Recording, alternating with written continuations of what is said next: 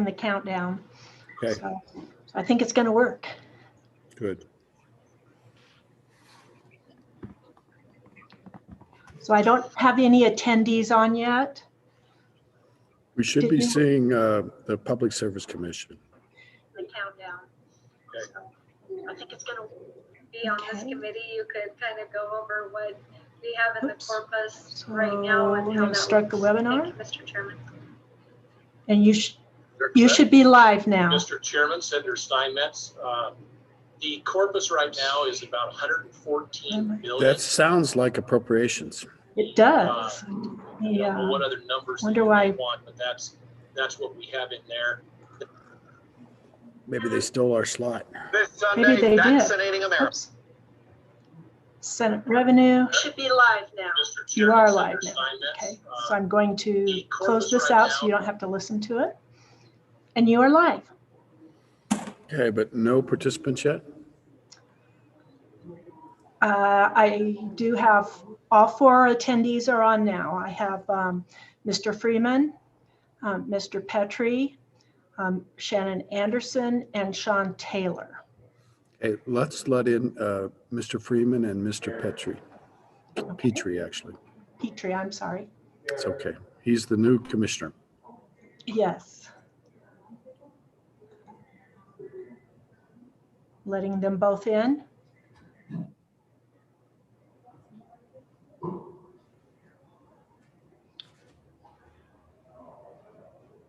There you go from Mr. Petrie. Welcome, Mr. Petrie, and is that all the commissioners? I can't tell with the mask. I can see 2 out of 3. That's not Mary Throne. We have Commissioner Robinson with me and our administrator, Marcy Norby. Hi, Marcy. Ms. Norby, I'm sorry. So the bill that we have for consideration today is House Bill 30, Public Utility Assessment.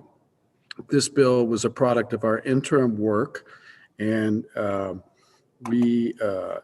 it was changed a bit by our friends down the hall. We had proposed 2 additional mills, and they had taken that down, or well, you'll have to straighten me out on all that, Mr. Petrie, and tell us what happened to your bill in the House, and just give us the overview of why we need this bill. And I know you did send out some materials, but the floor is yours. And go ahead. And congratulations, by the way, or maybe it's my sympathies. Thank you, Senator. Okay, what went on with this bill in the House is that it was initially proposed to create a 2-tiered system that would separate the utilities into 2 groups, one being the rate deregulated cooperatives, the water utilities, and telecommunications companies, which would remain at the current statutory cap 3 mills for assessment on their gross utility revenues. It also included a second tier, which would consist of the investor-owned utilities. That would be Rocky Mountain Power, Dominion, Cheyenne Light Fuel and Power, Black Hills Energy, Wyoming Gas, and so forth. And the intrastate pipeline utilities.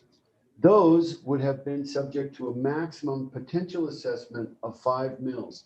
In the House, that was reduced to a maximum potential of 4 mills. So, as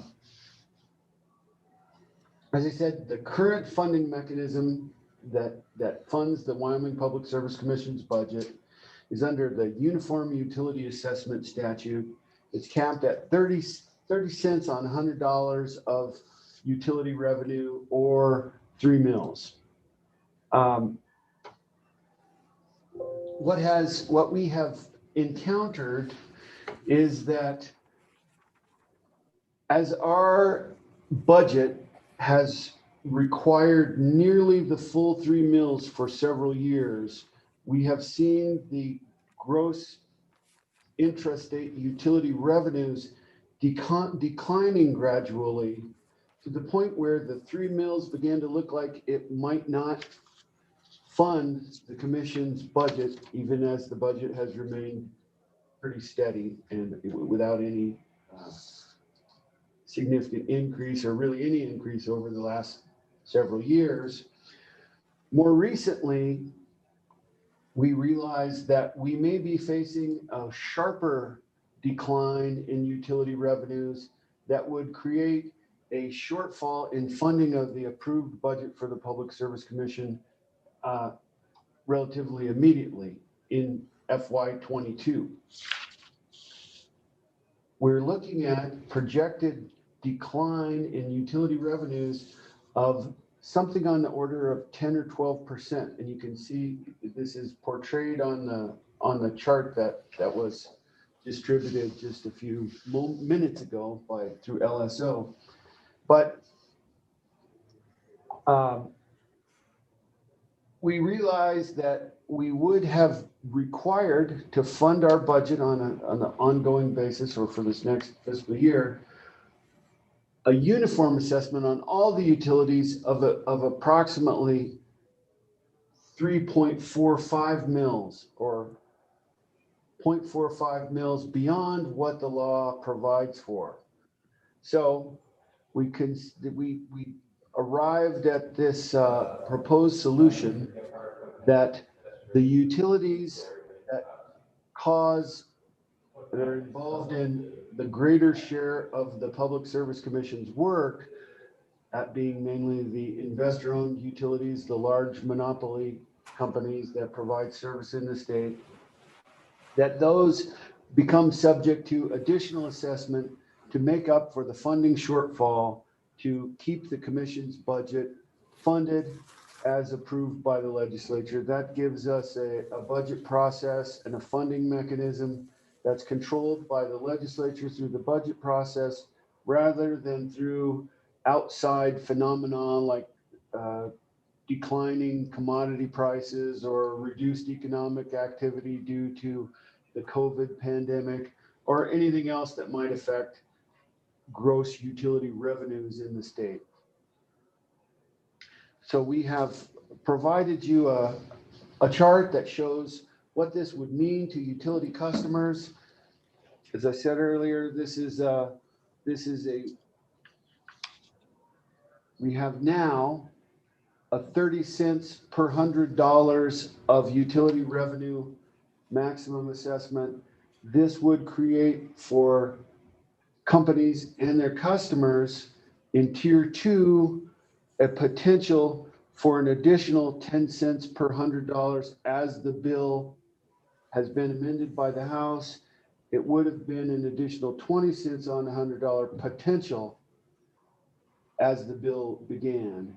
I would just like to finish up by emphasizing that this is not a mechanism that creates any increase in the Public Service Commission's budget or any expectation of any increase.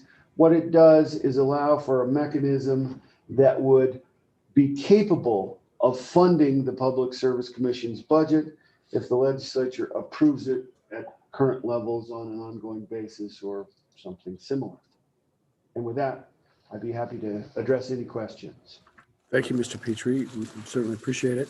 Questions by the committee at this time? Senator James. Thank you, Mr. Chairman. Just out of curiosity, how many public utilities are government ran versus private sector? Mr. Petrie. Thank you, Mr. Chairman. Senator James. What we regulate are public utilities that are generally private entities. Some of them are nonprofits like the electric cooperatives. We don't have a lot to do with actual government utilities like municipal water and sewer, and there are some municipal electric utilities that operate only within their city limits. There is the phenomenon of electric utilities run by municipal government that provide service outside of city limits. this would be the city of Torrington primarily. And they are regulated by the Public Service Commission outside of city limits.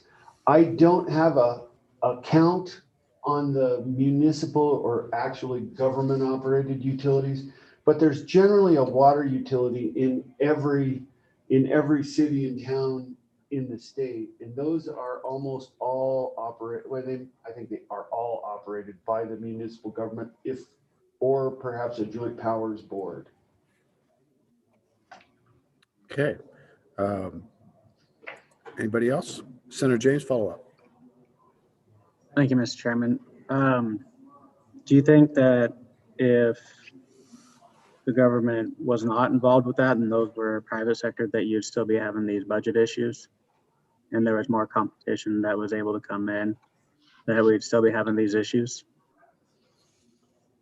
You know, Senator James, that might be a bit beyond Mr. Petrie's pay grade, as much as that is, but I happen to be a big supporter of, there's a whole deal in electric utility industry of private versus public, and the model works in lots of different places. We have quite a few communities in Wyoming that do provide their own electricity.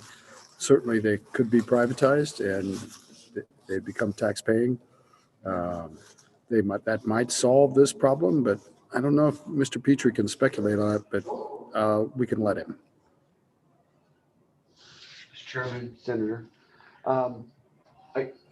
I really had not considered that. The publicly operated electric utilities are relatively tiny compared to the large investor-owned monopoly utilities that are operating in large territories of the state.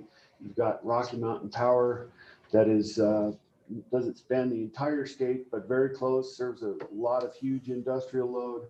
That is a lot different scale of operations than anything that's operating in the municipal electric area.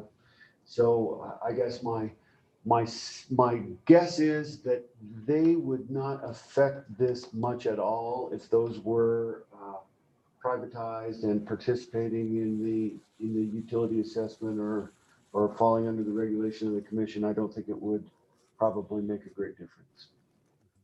Just for the record, most of the public municipally owned electric companies in Wyoming, they don't own any generation. They're distribution only utilities. So there's a lot to unpackage there, but it's a good question. Senator Schuler. Mr. Chairman, my question, I guess, is geared towards the director of the PSC. The funding shortfalls that we're seeing because of the declining utility revenues, are those primarily caused, at least right now, because of COVID issues? Or could you kind of elaborate on why we're having the issues with the declining revenues in that area?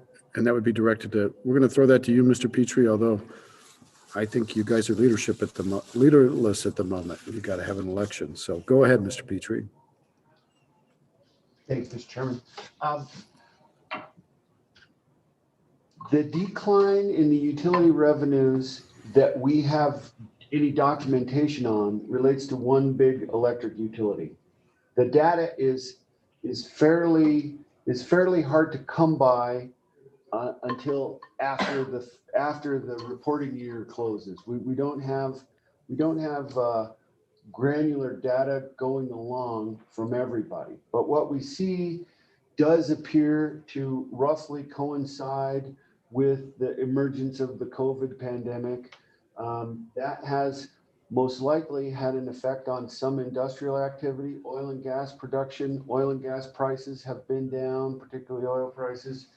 Generally, that is associated with a decline in production. They're heavy electricity users. Other industrial operations, I think, have suffered during the COVID epidemic or pandemic, I guess is the right word.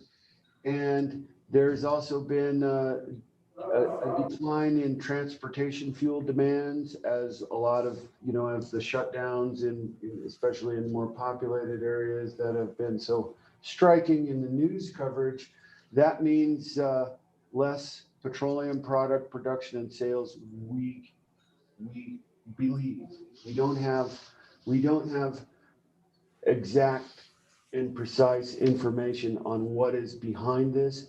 And furthermore, we don't have exact and precise information on all of the utilities. So we're extrapolating from what we have received from one large utility. We have some bits and pieces of information from others, such as increases in bad debt or unpaid bills from some of the utilities that have reported to the commission on the topic. It does appear to be somewhat related to COVID. We can't really tell for sure just exactly how much. Thank you, Mr. Petrie. And Mr. Petrie, I don't know if this is the proper time, but another reason for at least a forecast in the decline in the assessment is related to the communications company and the amount of the shifting of communications traffic from voice, which is the legacy of the old telephone, to data. And I don't know, does anyone want to address that? Maybe Mr. Freeman, you could address that in your remarks. Just to keep this moving along, this might be a good time to let Mr. Freeman, who's our consumer advocate, and you're also funded through this mechanism, aren't you, Mr. Freeman? I'll turn it to you, and maybe you can think about my question. Yes, Mr. Chairman, we are funded through the same mechanism. And wisely, when the Office of Consumer Advocate was established in 2003, the commission, the legislature took great care to ensure that it would be efficient to have an Office of Consumer Advocate. Although we are an independent division within the Public Service Commission, so we work independently where our work is not directed by the commission in any way. We are funded through the same utility assessment that the commission is, and we do share incidental and administrative resources with the commission. For instance, we would not have our own IT staff. We share those resources with the commission. We share the commission's payroll processing resources and those sorts of things, so that those aren't duplicated. So that sort of helps us save on costs. I'm not going to replow all the ground that Mr. Petrie went over. With respect, Mr. Chairman, to the telecommunications question that you had, yes, that is indeed one of the things that has contributed to sort of a long-term decline in gross utility revenues that we've seen. When I was a young pup back a couple of decades ago, and there was really only one game in town, and that was landline service. What's now called CenturyLink Communications had about 275,000 landlines in the state. They now have around 50,000 landlines in the state. So that has certainly been a contributor. And I think there's been other things. I agree with Mr. Petrie that the COVID pandemic has contributed to the revenue and sales declines for the privately owned utilities. But we just don't know how much. There have been declines, however, that have been sort of working over the last, say, 5 or 6 years, obviously made worse by the COVID-19 pandemic. But for example, one of the co-ops that is still rate regulated in the state, Powder River Energy, they serve some of the biggest coal mines in the country. They have been using obviously less electricity over the last 4 or 5 years because there's been a decline in coal production. Most of our utilities have really sincere efforts engaged to help customers conserve energy.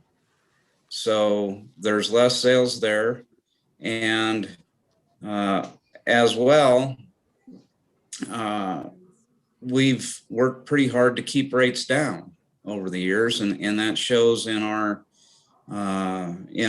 average rates compared to the rest of the country. We are in Wyoming enjoy some of the lowest electric rates in the country, on average about 10 cents. I think the average is closer to 15 cents, and some of the states get up north of 20 cents a kilowatt hour. So those things, I think, all conspire to contribute to this problem. I do want to emphasize the point that Mr. Petrie made. Passing this bill will not increase either the commission's budget or the OCA's budget. That budget is subject to approval by you all. We have to come and make our case as to why we need the money. If you approve our budget or make changes to our budget, that's the budget that we have to fund. And so this is simply a bill to help us fund the budget that's already approved by the legislature. And lastly, I would just, as an interesting fact, let you know that we recently did some work that showed that it cost the average residential ratepayer in Wyoming about 7 cents a month to fund the OCA, and it cost the average residential ratepayer about 35 cents a month to fund the work of the Public Service Commission.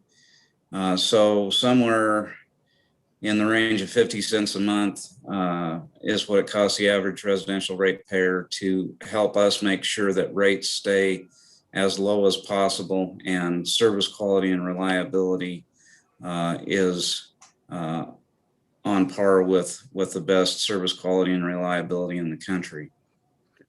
Thank you very much, Mr. Freeman. Committee, I know that there were some handouts. Did everybody get the two handouts? I'm not sure how they were made available to the public or if they're posted on the website, to tell you the truth. But one of them is just a kind of a fact sheet about the mechanism, and the other one is a graph.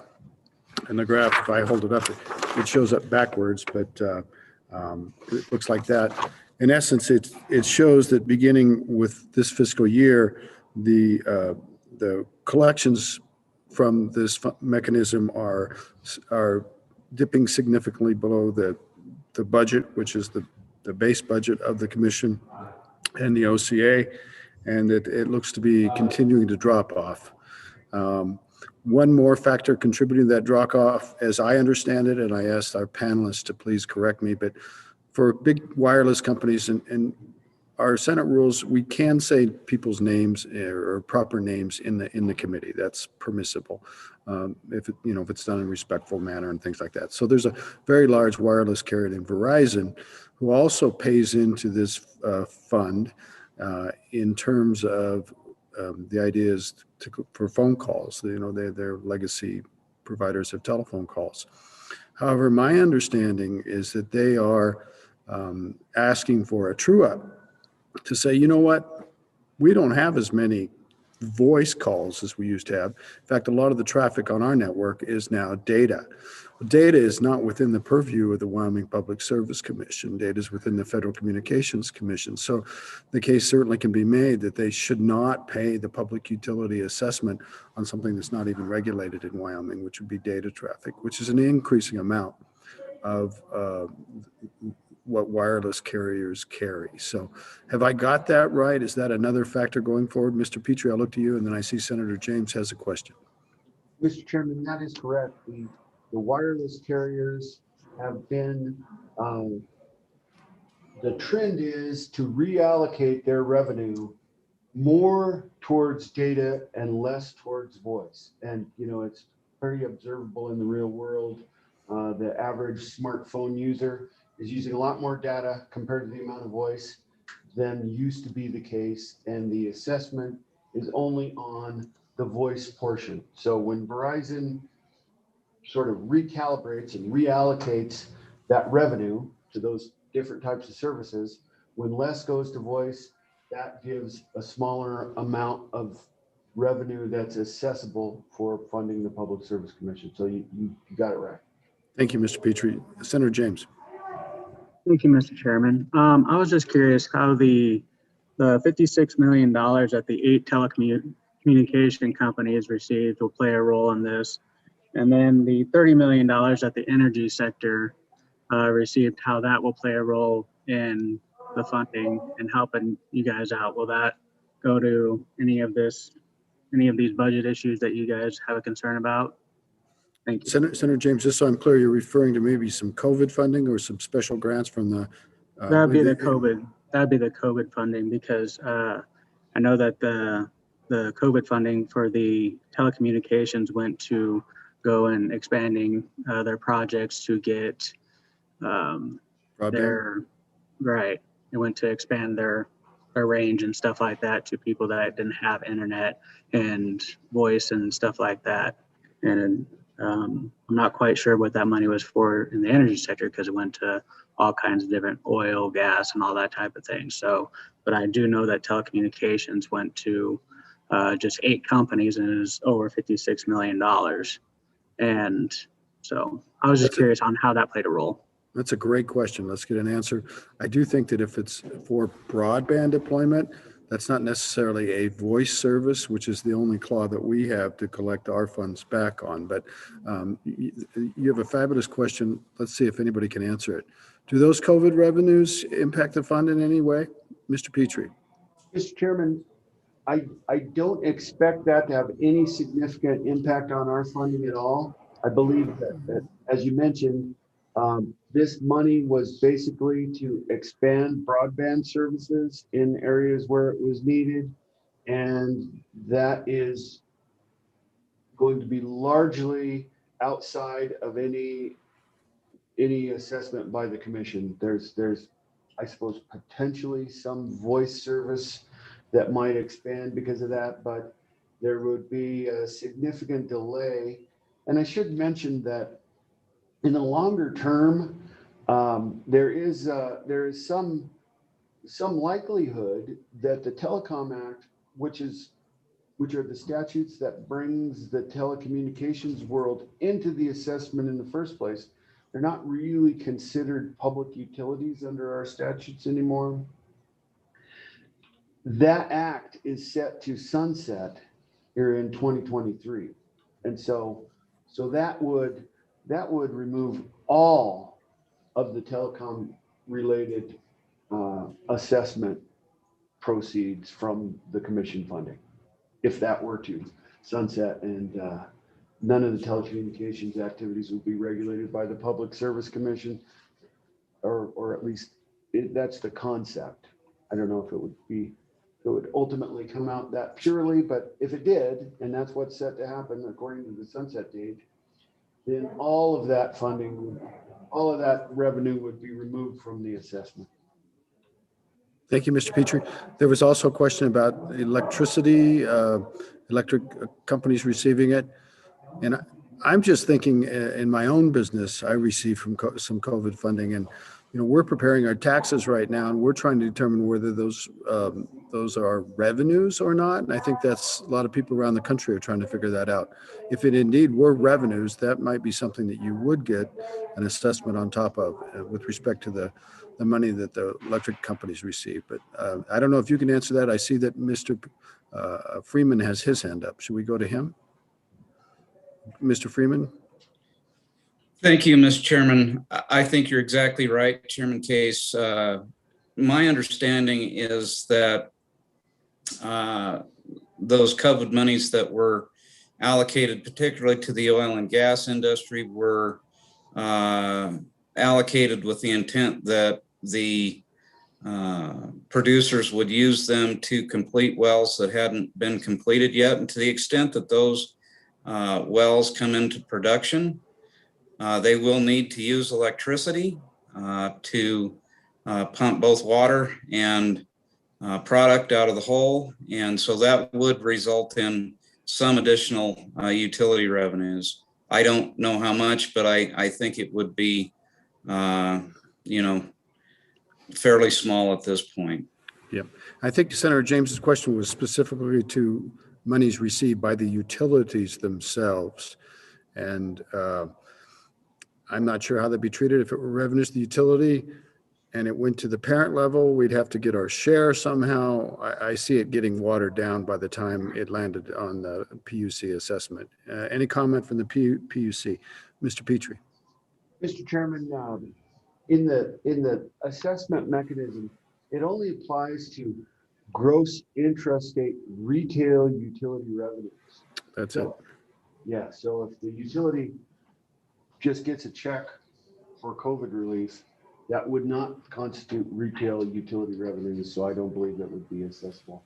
Now, some fair of enough. that could be applied to retirement of bad debts. People, you know, if and I don't know the details of this COVID funding, but we have heard some discussion about funding that might be available to help people who have had problems paying their bills, or to help with increased bad debt due to the COVID pandemic. So I suppose to the extent there's something like that, that looks a lot more like a makeup for missed retail revenue or unpaid, you know, retail sales, that might happen. But as far as the larger, you know, the larger sum to energy, and that some of the utilities might have gotten some of that, I don't think that'll show up in the assessment. Okay, fair enough. I think we could probably say, Senator James, the actual amount that's going to hit the assessment is kind of unknown at this time. It's probably not going to be enough to turn anything around by any means. So just to get back to the commission, I see that Commissioner Throne has her hand up. We'll get to her in a second. I want to make sure we get done promptly today and don't spend a lot of time. The basic issue is, do we approve of what the House did, or do we prefer the bills that came from the committee before? I'm just going to make a pitch out here so that we can direct our questions and think about it. The Public Service Commission is sort of an unbiased, very important component of rate regulation and policy in Wyoming. We support them, and they bring expertise to utility mechanisms. It's a very, very complicated world now, and it's even more complicated before, especially in the electricity area, with all the things that are happening with renewables and changing the way we get power, demand side management, just an enormous amount of policy questions as we retire coal plants, and on and on and on. The state of Wyoming has muddied that up a bit by giving the commission special jobs, like with respect to Senate File 159, which I believe was last session, which has caused an extra burden. We also are going to be giving them a little bit more extra burden with respect to net metering. As you recall, we had that discussion in Wyoming in the Wyoming Senate, that we kind of needed to get that political issue to the experts and let them deal with it. So you can see that we haven't hesitated to give them more work. We haven't given them a bigger budget either. We haven't supplemented their budgets with the general fund or anything like that. So it seems to me that certainly an increase in the assessment is warranted. I think in the committee's work earlier in the year, and things have only gone downhill since then, we actually had a higher level of assessment. I believe that I looked at the discussions in the House of Representatives and the amendments that were proposed. There seemed to be a lot of people angry about the trends in the electric utility industry, especially with respect to coal-fired generation, the advent of renewables. And there was a lot of smoke and mirrors. I don't know, that's not the right. There was a lot of haze, fog of war on the floor about those issues. I think in the end, the issues were separated out, but it kind of came around to reducing the proposed assessment or cutting it in half. And I hope we might revisit that. And so anyway, further questions for these two panelists, and Senator Schuler and then Senator James. And then we'll let in the public testimony. Thank you, Mr. Chairman. Just a question. On page 3, it starts talking about the assessments. I understand the additions there. The amendment that was brought by the House on the top of page 4, I get most of that. I understand what they're doing there, except I wondered about page 4, line 4, when they talk about not the cooperative utilities that are eligible for exemption and that choose to opt out. from the retail rate regulation. Just some clarification on that, if the PSC could do that or whomever. Thank you. Okay, Mr. and Chairman. Senator Schuler, let me just be clear. You're following the engrossed copy? The line numbers are the same on both. They read almost exactly, but engrossed has the word engrossed in the upper right-hand corner, and that's the one with the house changes. The other one was as introduced, so which either way, though. And I'm sorry, I can't see you guys. Somebody trying to get my attention. I've got the bill up.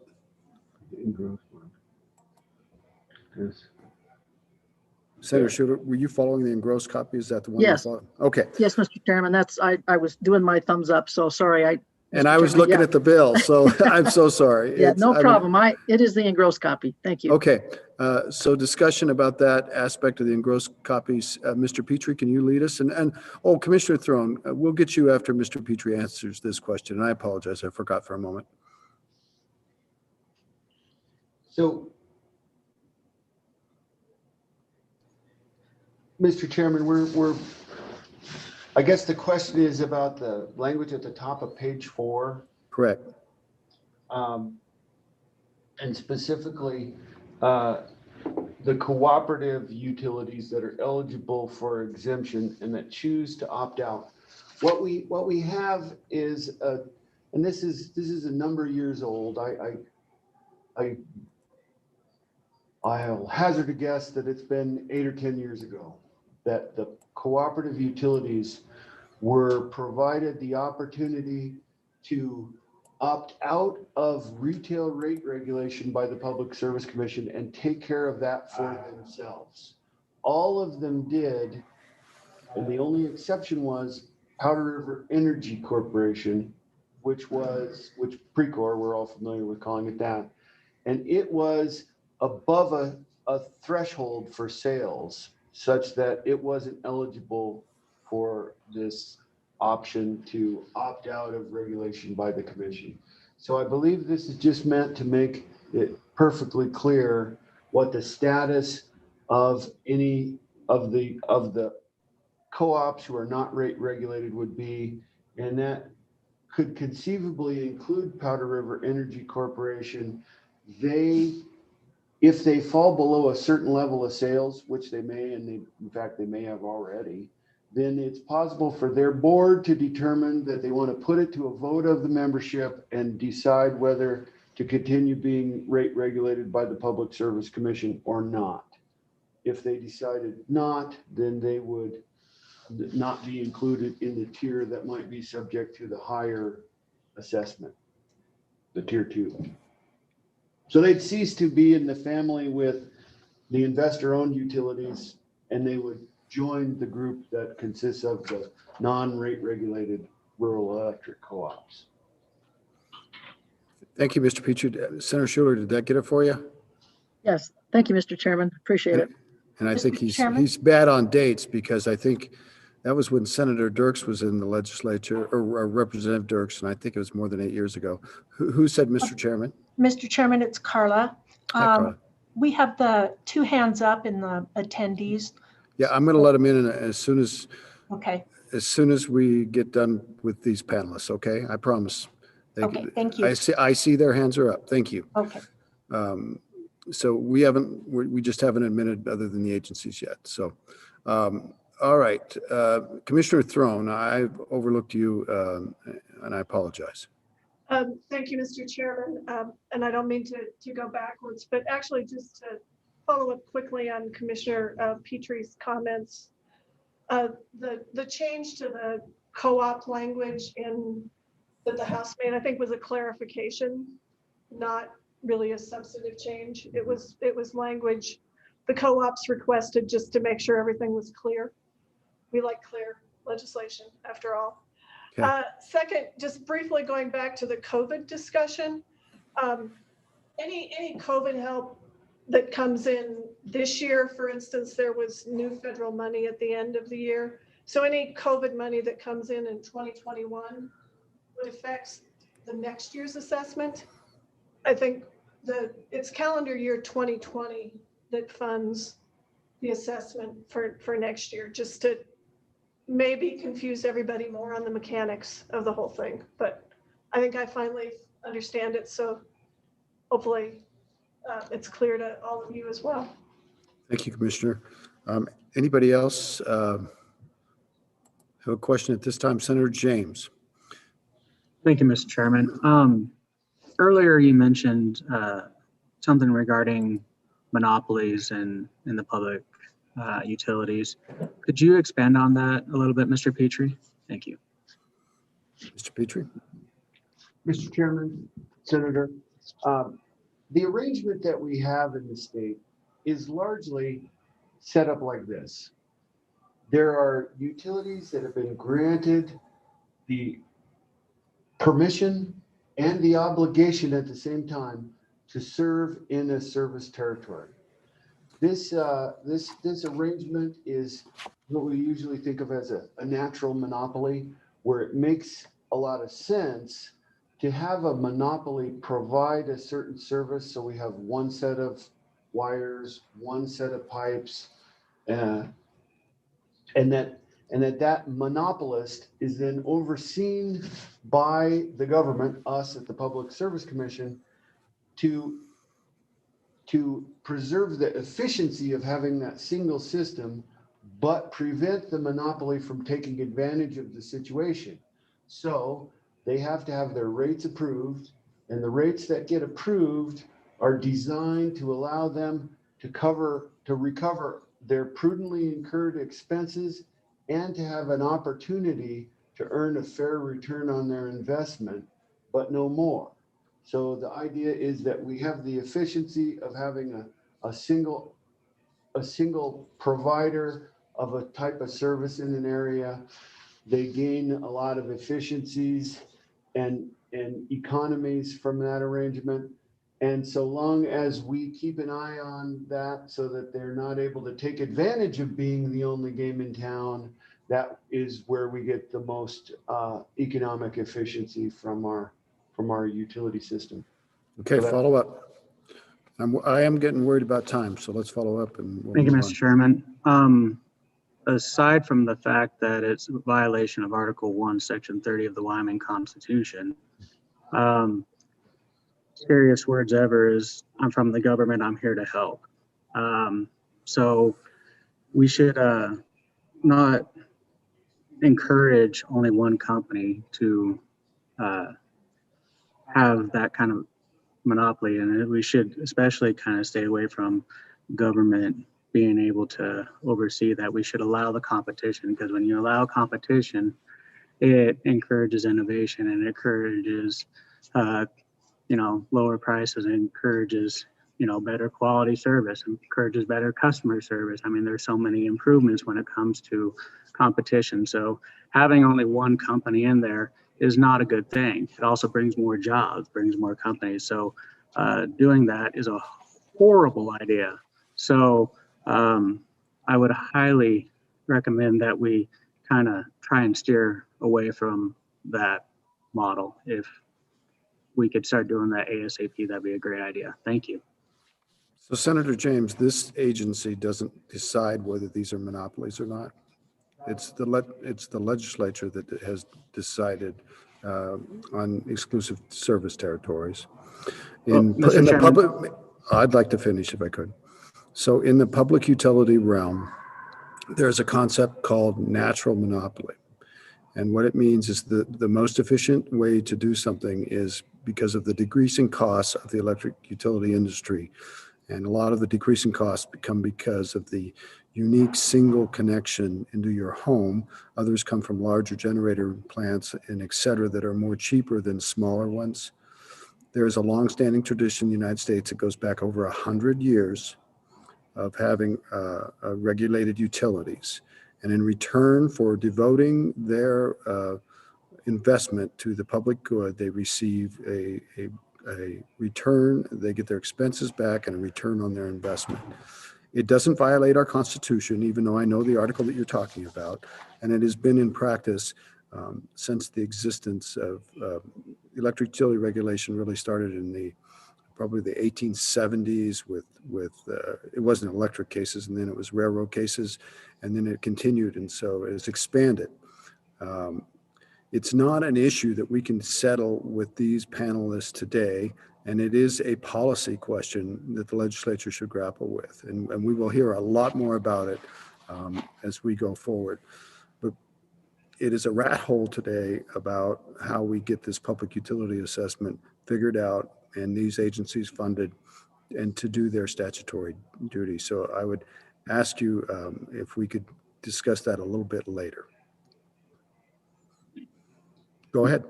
And, Mr. Chairman, I just wanted to let you know that that was a more general statement and suggestion and wasn't really directed at the commissioners commission.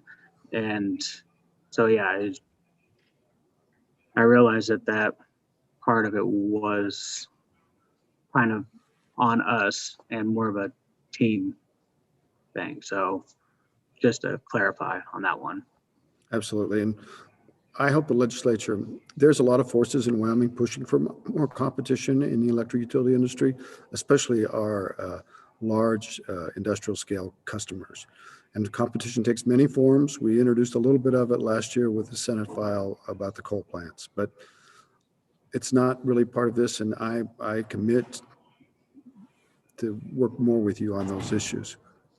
To get back to these bills, what exactly was the amendment that the House made to change the bill? Very precisely. And then we'll open it up for public comment.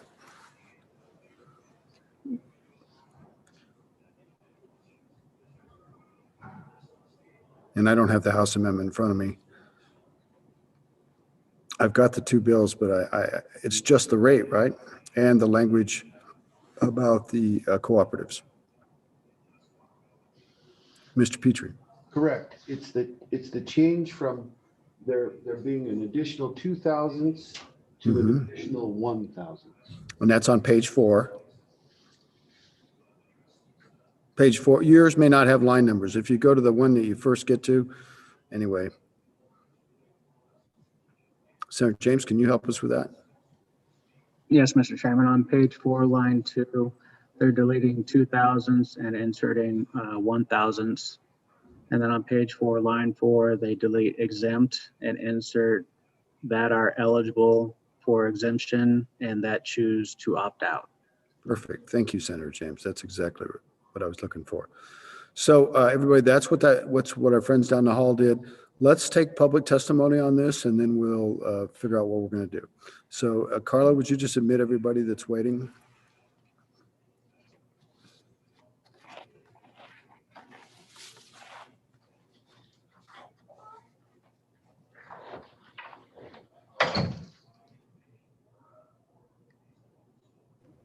There you go. They should be coming right on.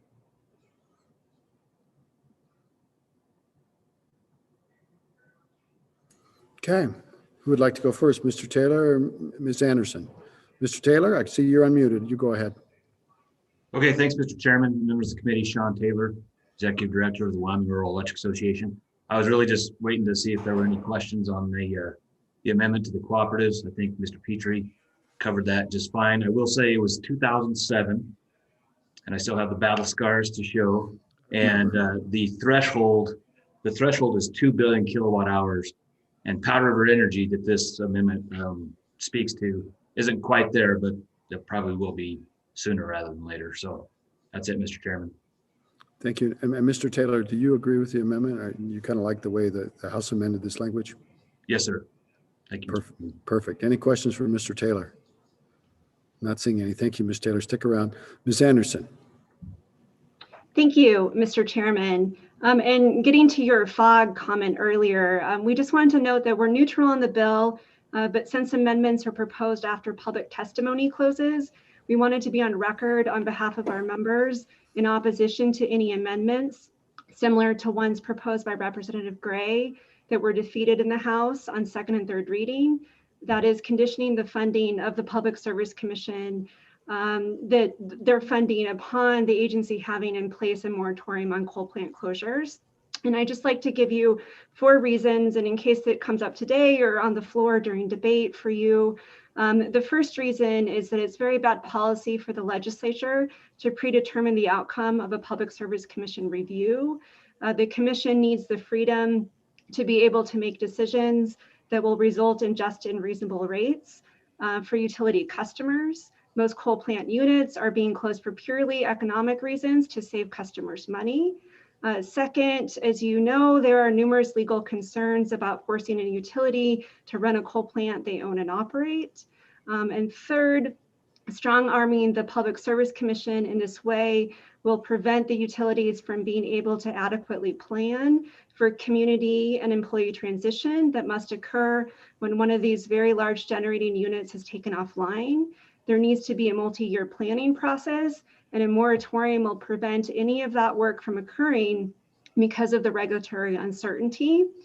And finally, one thing that wasn't brought up during the House floor debate is putting in place this moratorium could actually threaten our primacy at the Department of Environmental Quality, because some of these coal plant closures are actually required by federal law for compliance with the Clean Air Act or the federal coal combustion residuals or the coal ash rule.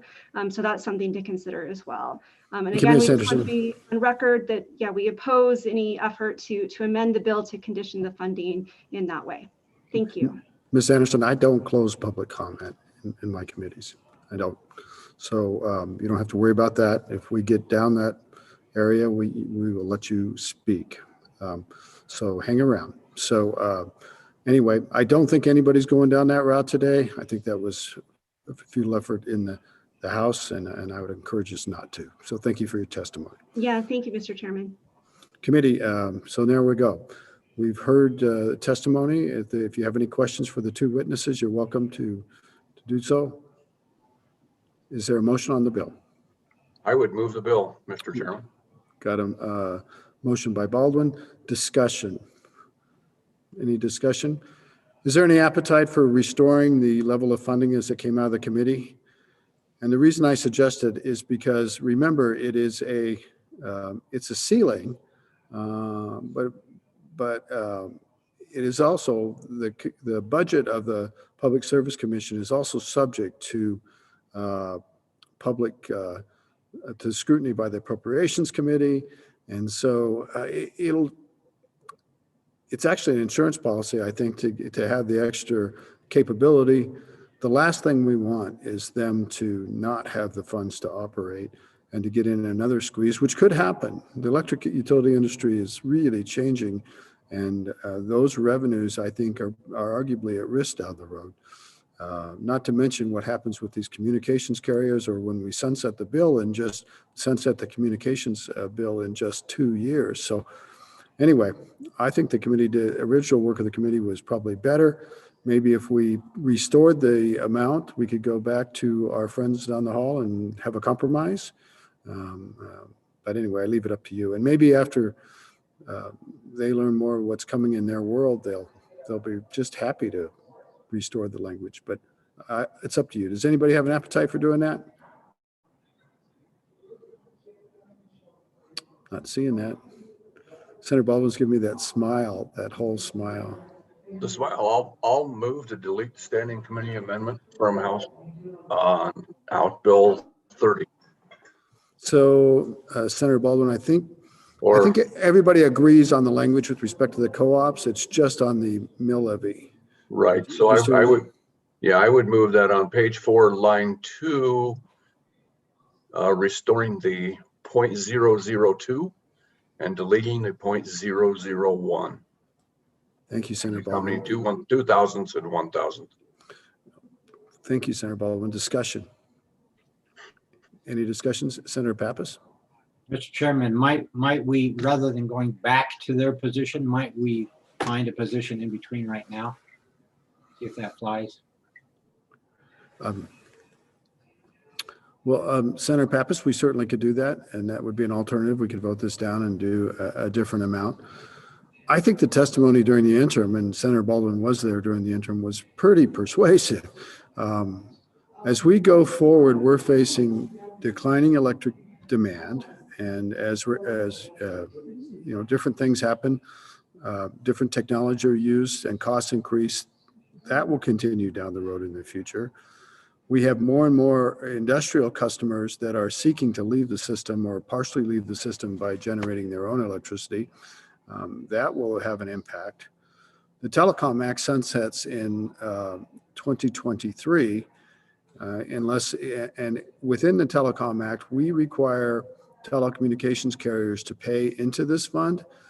That's the sort of the lower tier. That could potentially go away completely. At the same time, we are burdening the commission with more work. So anyway, my thoughts are Senator Pappas. Okay, well, I wasn't there during the interim, and so you know what? I'll rely on the expert work that you and Senator Baldwin did. So, thank you. Thank you, Senator Schuler. Thank you, Mr. Chairman. I agree. You know, not knowing exactly what those revenues are going to be, but just looking at the chart that was provided by the PSC from 2016 to the present, it's pretty scary. So I would agree that the putting the language back in and providing a little bit more money might be a good way to go. Thank you. Thank you. Anybody else? Let's call for the question. All those in favor, raise your hand. I've got 4. All opposed? 4-1. The motion is carried. Back on the bill. Anything else on the bill? Anything from the attendees? If anybody wanted to raise their hand. I didn't mean to kick you out. I think that happened. Anyway. Do we have any raised hands, Carla, or anything? Anybody ready to vote on the bill? I think we're ready to No, vote. sir, you do not. Okay, I think we're ready to vote on the bill. Would you please call the roll, Carla? Thank you.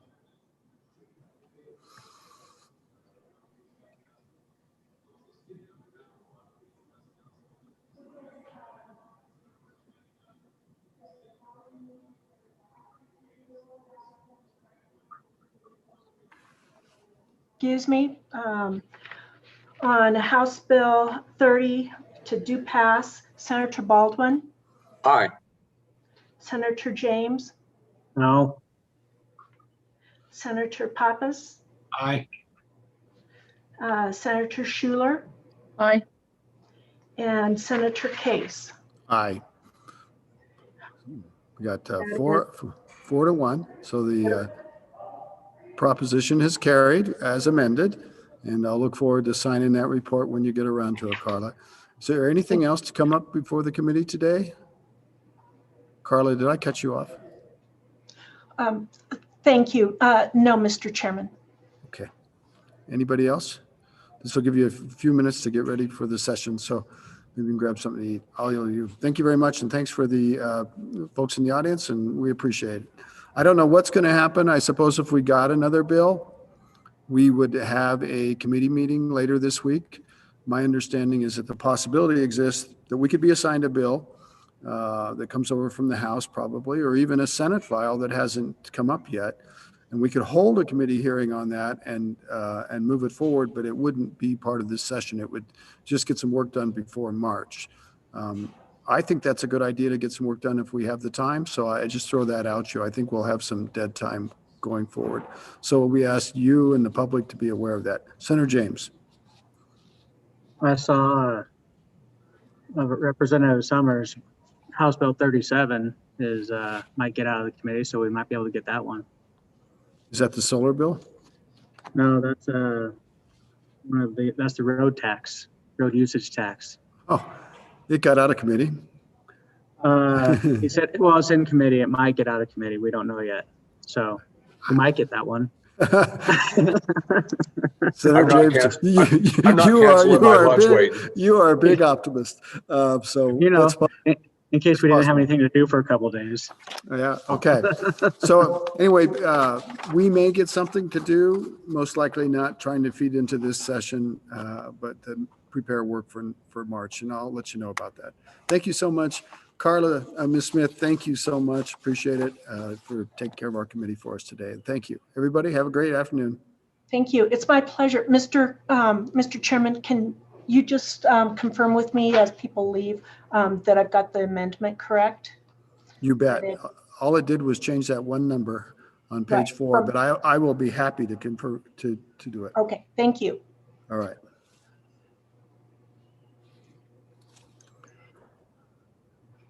Thank you. You bet. So